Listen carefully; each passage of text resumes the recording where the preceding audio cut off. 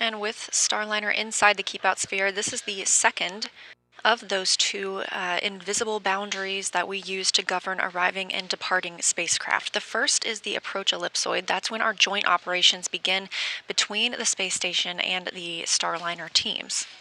Now, the keep out sphere, we had to wait outside of this location for a go. You have to have at least 4 orbits safe before you can move into the keep out sphere. That means if you were to lose control of your thrusters, you would not move inside that boundary for 4 orbits. Just to make sure we're on the same page, we're inside the keep out sphere, and we are in procedure 6.102, step 28 with you.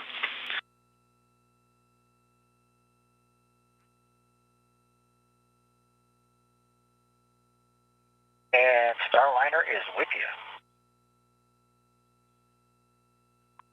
Height fill 2's up to 45 hits.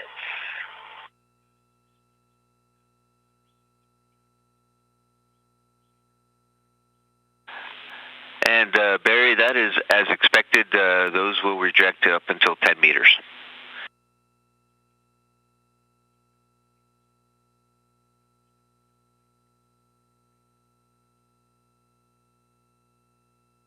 As Starliner continues its approach, both it and the International Space Station are flying approximately 261 statute miles over Kansas, crossing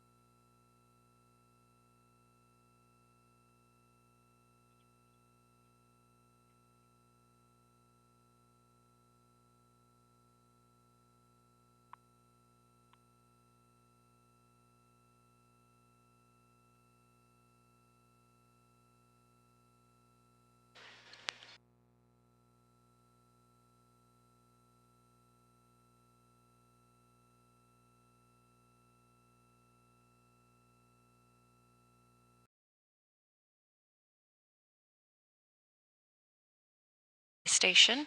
Again, we track these handovers on the tracking data and relay satellite system, and we have regained that visual communication of Starliner on its approach.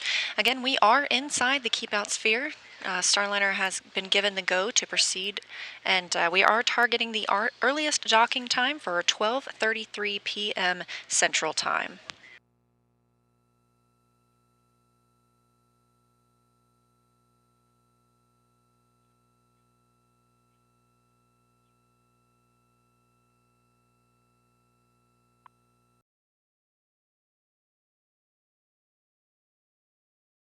It's in, we're expecting about a 6-minute lighting hold when we get to 10 meters. 6-minute lighting hold, copy.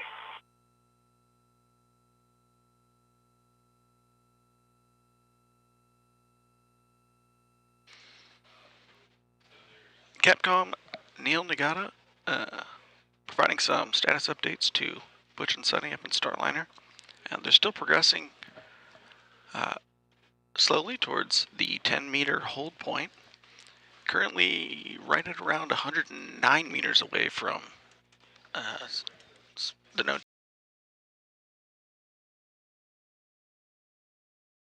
Once Starliner reaches the 10-meter holding point, it will hold for about 6 minutes to wait for nominal lighting.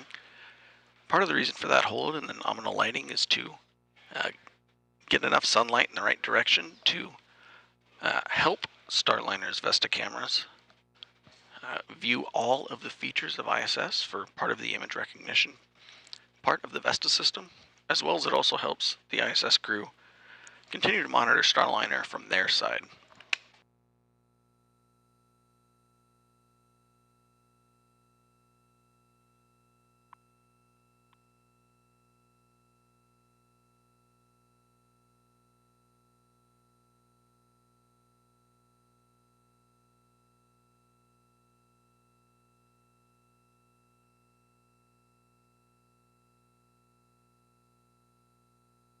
And just a reminder of the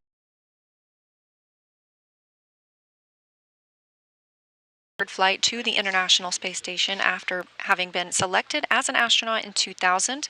He flew first to the International Space Station as a pilot on Space Shuttle Atlantis in 2009 and served as a flight engineer for Expedition 41 in 2014. NASA astronaut Suni Williams is the pilot for the CFT mission, or Crew Flight Test. She was selected to be a NASA astronaut in 1998. This is also her third flight to the International Space Station, the first one coming as a flight engineer for Expedition 14, and in 2012, a member of Expedition 32.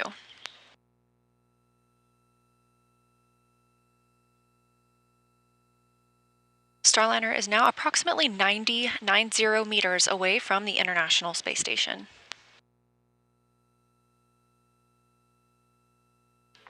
And at the 100-meter point of Starliner's approach towards ISS, it has slowed down to 0.1 meters per second, or 10 centimeters per second. It will continue at that lower rate until it reaches the 10-meter holding point.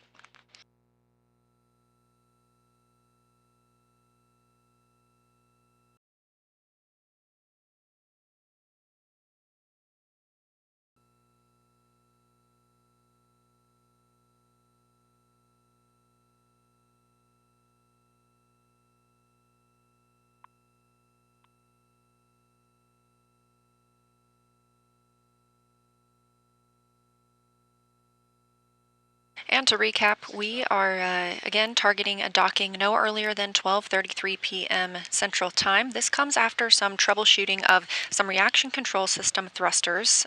Those are also known as RCS thrusters on the service module portion of the Starliner spacecraft. We had 5 at different points, had 5 of those thrusters go offline, and through several hot fire tests, we were able to bring back 4 of those thrusters and obtain the go and the redundancy that we needed to enter the keep out sphere and approach the International Space Station for docking.